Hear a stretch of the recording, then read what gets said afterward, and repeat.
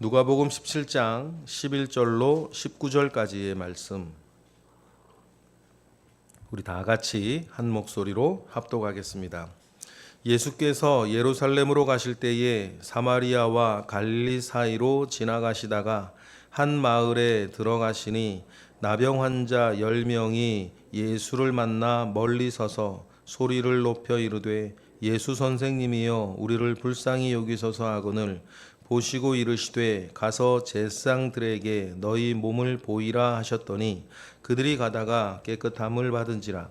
그 중에 한 사람이 자기가 나은 것을 보고 큰 소리로 하나님께 영광을 돌리며 돌아와 예수의 발 아래에 엎드리어 감사하니 이는 사마리아 사람이라. 예수께서 대답하여 이르시되 10사람이 다 깨끗함을 받지 아니하였느냐? 그 9은 어디 있느냐? 이 이방인 외에는 하나님께 영광을 돌리러 돌아온 자가 없느냐 하시고 그에게 이르시되 일어나 가라 내 믿음이 너를 구원하였느니라 하셨더라. 아멘. 우리가 어제 은혜를 알면 은혜를 아는 사람으로서의 삶에 드러나는 열매는 용서다. 그러니 용서에 대한 그 말씀을 주님이 하셨습니다. 너무나 큰 말씀이어서 개인적으로는 제자들이 우리에게 믿음을 달라 얘기하셨고, 겨자씨만한 믿음이 있다면 그 겨자씨마다 그 믿음이 그 은혜를 일으켜서 우리가 용서하며 살 수 있는, 그래서 다른 사람들을 품으며 살 수 있는 사람이 될 수 있을 것이라 주님 말씀하셨습니다.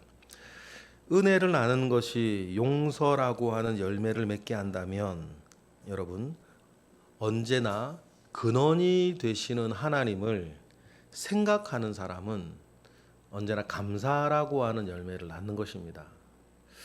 여러분, 당장 내 눈에 펼쳐지는 일들, 당장 내 앞에서 벌어지고 있는 일들 속에서 우리가 일희일비하지 않고 믿음의 한길을 걸어갈 수 있는 가장 근원적인 능력은 뭐냐면, 모든 일의 근원이 되시는 하나님의 그 역사를 우리가 바라보는 것입니다.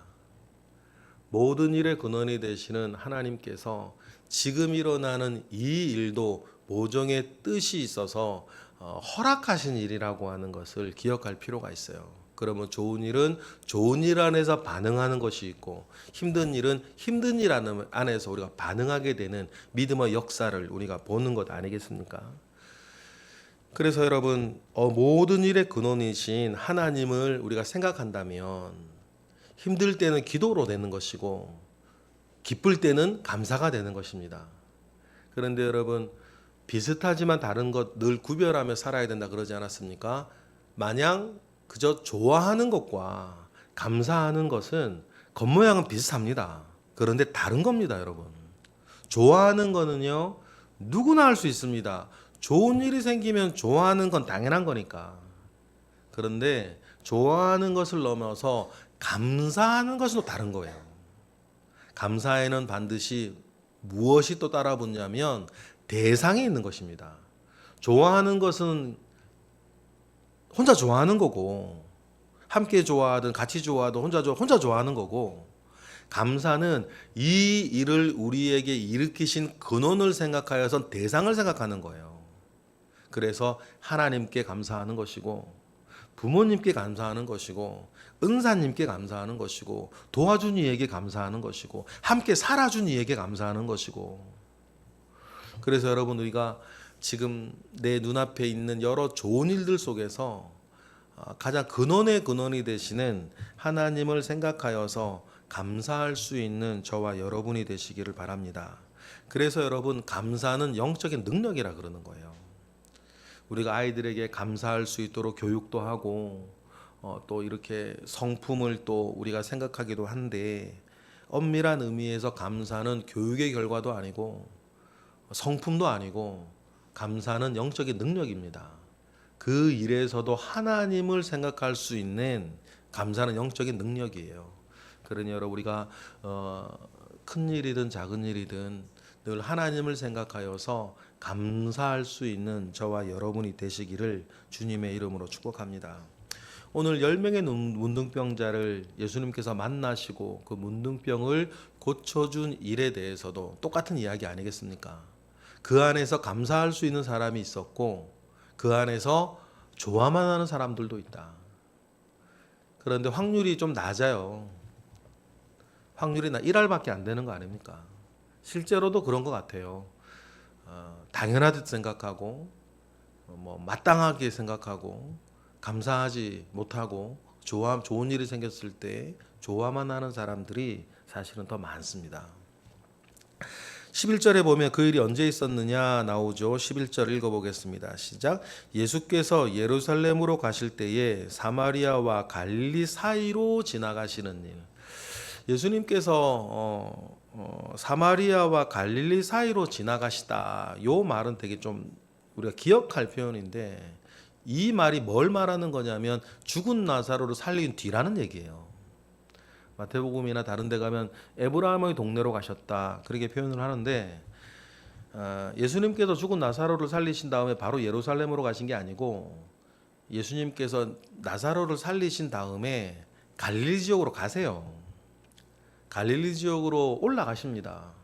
그런데 갈릴리 지역에 들어가시지는 못해요. 왜냐하면 갈릴리 지역을 다스리던 헤롯 안디바가 예수님을 죽이려 하고 있었거든요.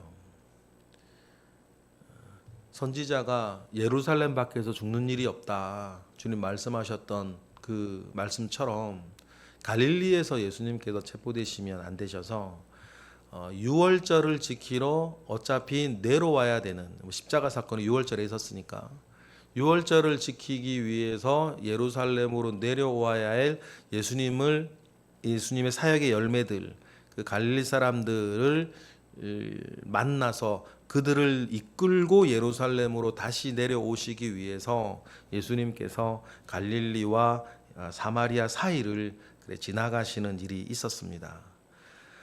그때 일어난 일이라는 거죠. 근데 한 마을을 지나가시게 됐는데 12절에 나병 환자 10명이 외치죠. 우리 12, 13절 읽어보겠습니다. 시작.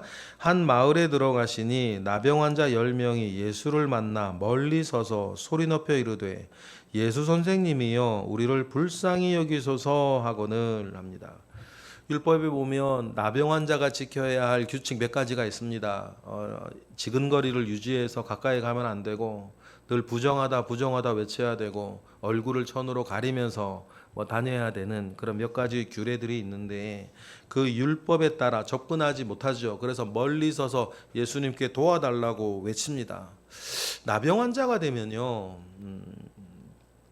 집을 떠나 격리 생활을 해야 되죠. 병원 같은 그런 시설은 아니고 나병 환자들끼리 모여 사는 골짜기 한 곳에 그들끼리 모여 살아야 했어요.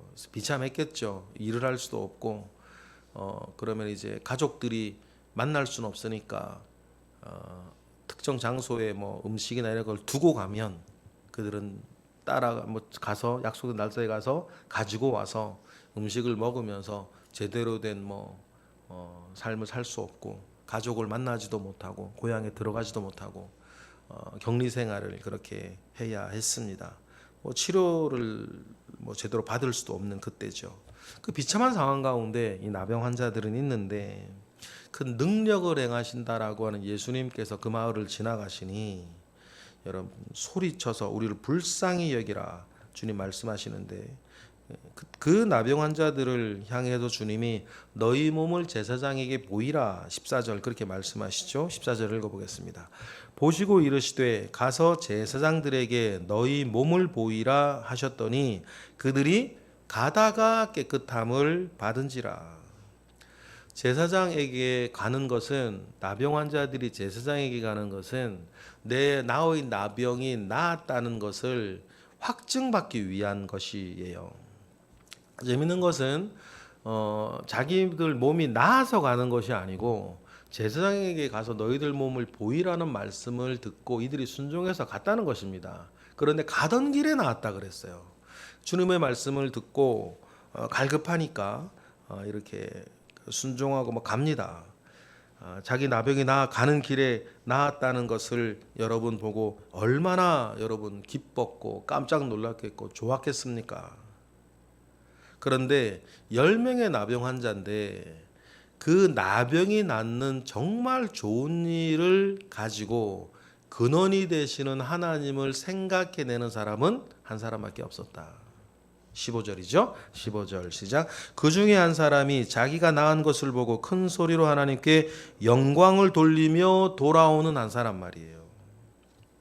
이 기쁜 순간에도 하나님을 생각할 줄 아는 사람이 있는 겁니다.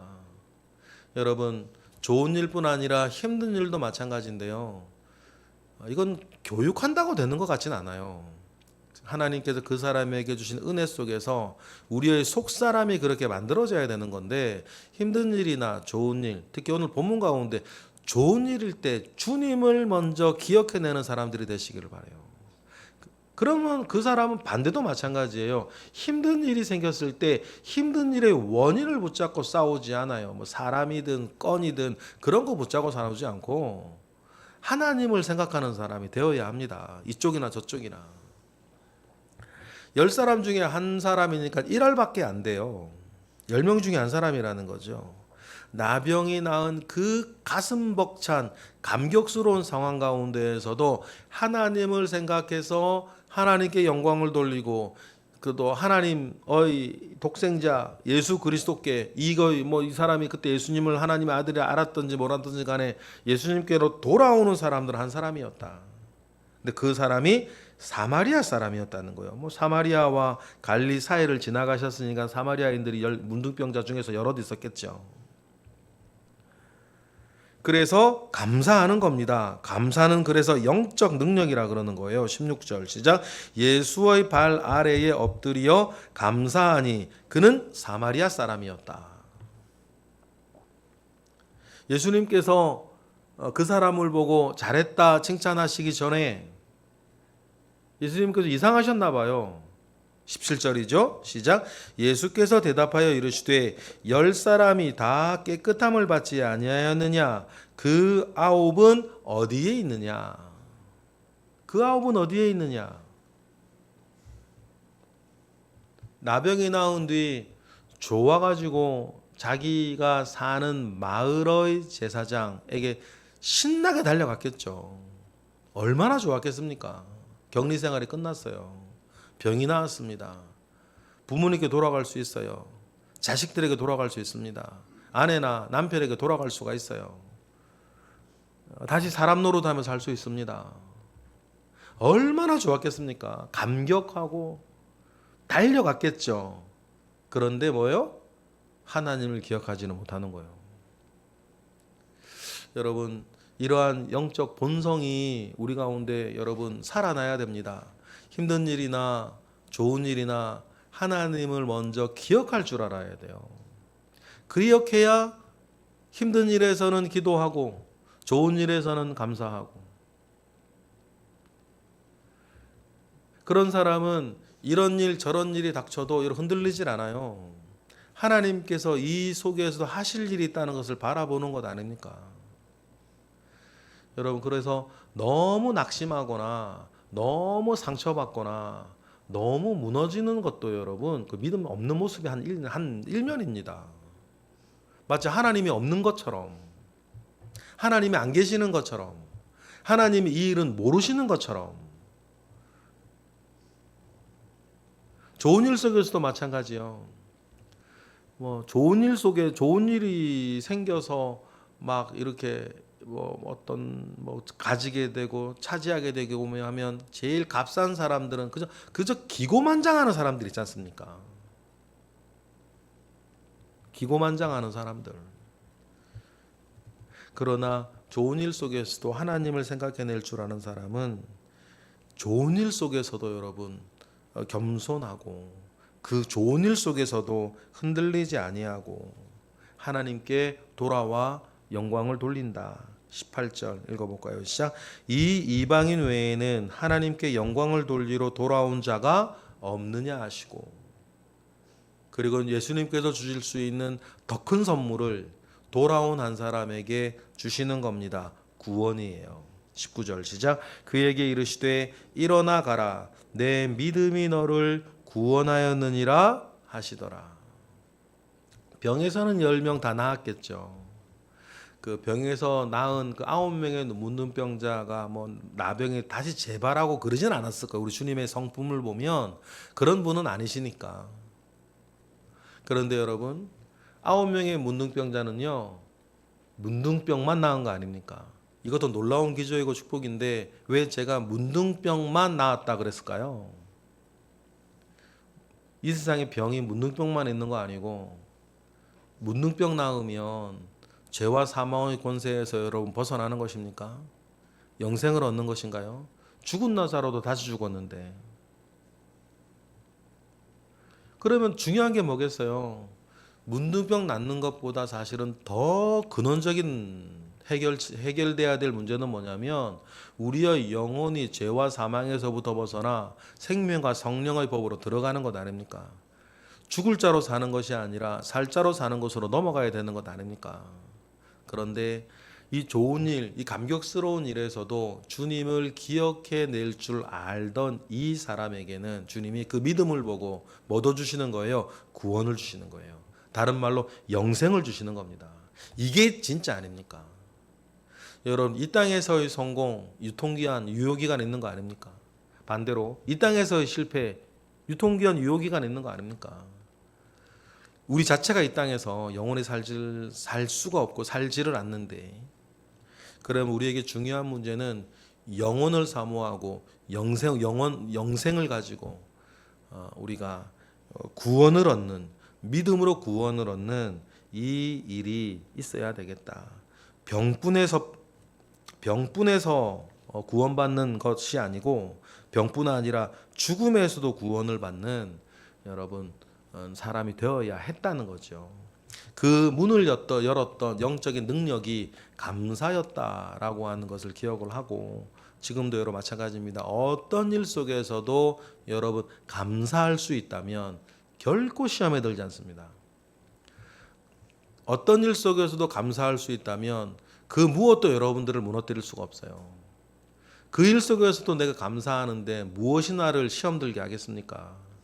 우리의 감사의 원천은 감사할 수 있는 힘의 원천은 내 어떤 성품이 아니고 하늘의 하나님을 기억해내는 영적 능력 속에 있는 것이다. 그러니 좋은 일뿐 아니라 힘든 일 속에서도 우리 하나님을 기억해내고 감사하는 우리 모두가 되기를 주님의 이름으로 축복합니다. 기도하겠습니다.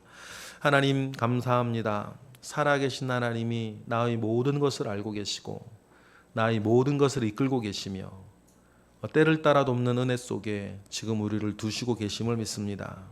늘 우리의 눈이 하나님을 향하게 하시고 우리의 입술이 하나님을 향하게 하시고 우리의 손이 하나님을 향하게 하시고 우리의 발이 하나님을 향하여 언제나 가게 하셔서 이런 일이나 저런 일 속에서도 하나님을 바라보며 이기게 하시고 언제나 감사하는 능력 가운데에 모든 것을 뛰어넘는 일이 우리 모두에게 있게 하여 주시옵소서.